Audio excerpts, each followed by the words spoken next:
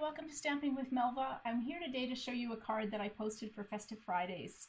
This theme for our Festive Friday Challenge was International Polar Bear Day. So I kind of loosely interpreted the theme and picked, I think, 4 things from the inspiration list. So every second Friday we post a challenge for you based on some festivity throughout the year. So like I said, International Polar Bear Day is coming up.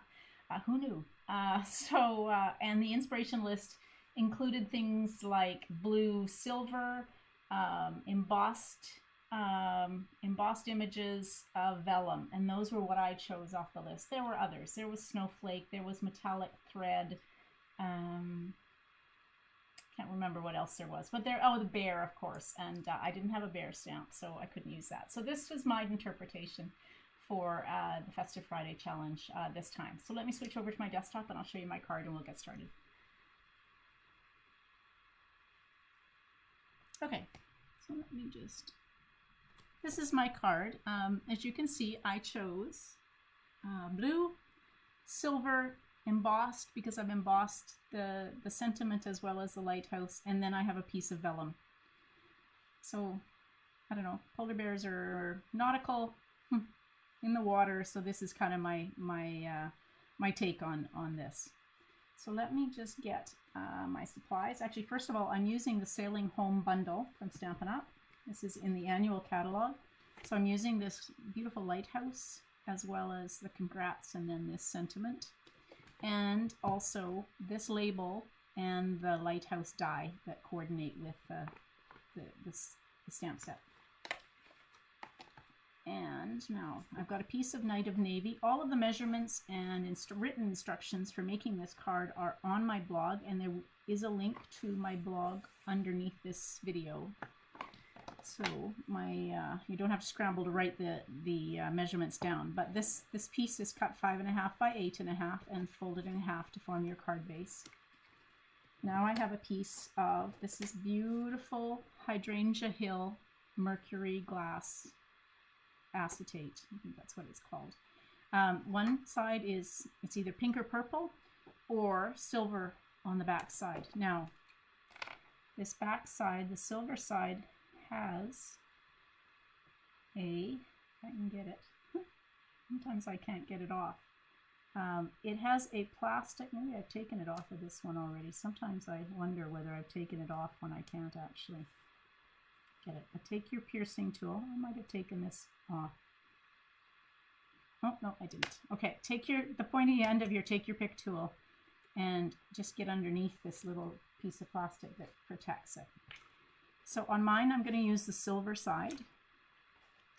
And I'm just going to put some Stampin' Seal to adhere this to the front. There we go. Oops. Stampin' Seal.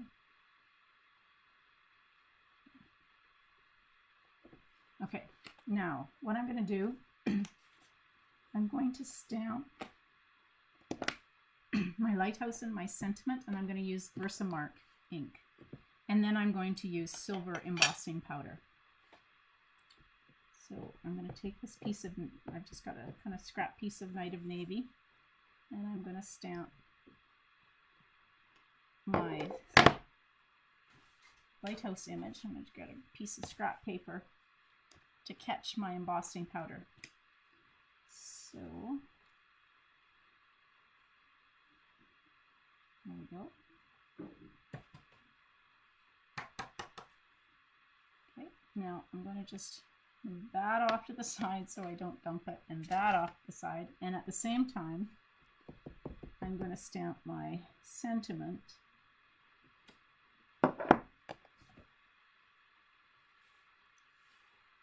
I've got enough embossing powder. There we go. Yeah, I do. Okay. Just use the flick of my finger. Okay, now I'm going to take this and dump it back in and quickly close this. If you're with me on one of my videos, I proceeded to dump, I think it was the heat and stick powder. So easy to do, so make sure you cover it up. Now I'm going to bring my heat tool in. Apologize for how loud this is. The one thing when you are embossing, you want to use your heat tool and you want to just hold it over one part of your image until it starts to melt. When I first started heat embossing, I would just kind of move it all around, and it would take forever to actually start to melt. So just hold your heat tool over one part of the image until you can see it start to melt. It will go shiny, and this one will turn silver, and it won't be dull. This dull now, so you can kind of see it where it started to melt. Once it started to melt, it will go very quickly after that. So you can just move it over the image until, if you see any spots that are dull and matte, that means that it is not melted. So just go back over those spots. There we go. Once it starts, like I said, it doesn't take very long at all. So I'm going to bring in my Stampin' Cut and Emboss machine. And the dies.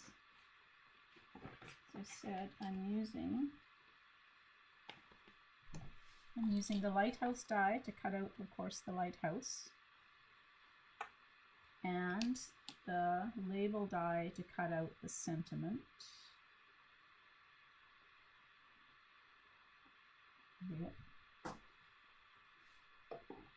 Okay, place that down.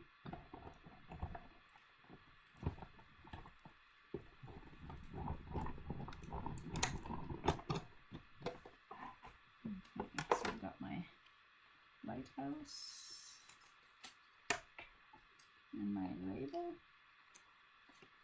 And now I want to cut one more label. I'll show you what we're going to do with that.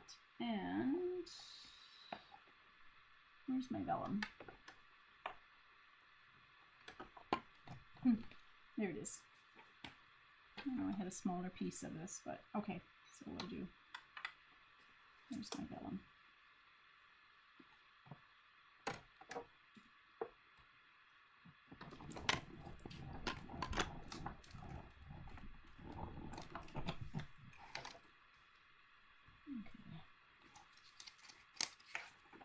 Vellum piece, my label piece out of the way, put the dies back where they belong so don't lose them. Wouldn't be the first time I lost a die. Okay, now here's all my pieces. So when you use vellum, you will notice that the Stampin' Seal or a glue dot will show underneath. So my image is going to go like this. This is going to be a kind of a shadow or fog, I guess, shadow of the lighthouse. So I'm going to just put my Stampin' Seal down one side of this so it will get covered up by the lighthouse and you won't be able to see that. So I'm going to just now use dimensionals to pop up my lighthouse.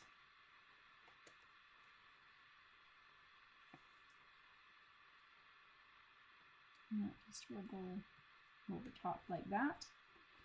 Now, you may have seen on other videos that I've done, I really like to add a layer to my label. And I do that by cutting another label out of a different color. So in this case, I've used basic white. And I'm going to take that label and cut it in half. You can cut it in half either way. So in my case, the pieces are going to show out the sides. But if you cut it long, like across the length of it, you would end up with the basic white showing on top and bottom. So either way works. So I'm just going to take some Stampin' Seal and just adhere that down on both ends. And you want to make sure that the ends, or the amount showing on each end, is roughly the same. That's pretty close. Okay, and then I'm going to use dimensionals to pop this up. I put a dimensional on each over the seam just to make sure that those are held in place. Take your pick tool, comes in handy for getting the backs off. Holds them all in one spot.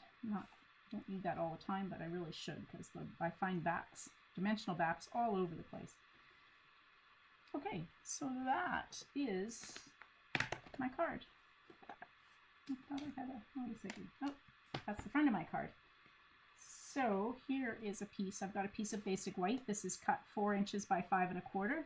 And what I'm going to do is I'm going to stamp just a part of the lighthouse in one corner. It's not full. I'm just going to go off the edge with this.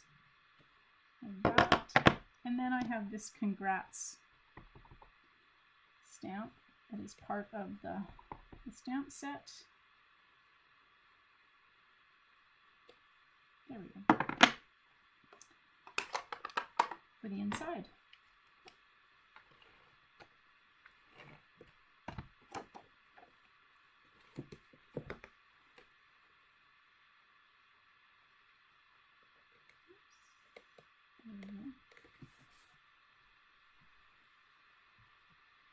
Okay, so that's the inside of my card. Bring back my original one. So look pretty simple. I used the different pattern. Like I said, on the Hydrangea Hill, the Mercury glass, there actually are 2 colors. There's a pink and a purple.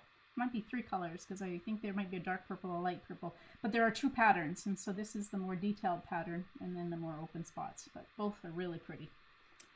Okay, let me switch back. There we go. I hope you enjoyed that. I hope you'll check out Festive Fridays. Like I said, every second Friday we post a challenge for you. It would be great for you to play along. So look at the inspiration list, look at the festivity that we're celebrating, and make your card. Like I said, this is a pretty loose interpretation of National Polar Bear Day, but it does use 4 items from the inspiration list. So I hope you play along. Post your cards. We'd love to see them in the gallery. If you have any questions when you're making the card, please post them as a comment to the video or on my blog. Like I said, you'll find all of the written instructions and the measurements for my cards on my blog, and the link is underneath the video. So, and while you're there, I hope you just subscribe to my YouTube channel. I'd love for you to be notified when I post upcoming videos. So thanks for joining me. Bye, everybody.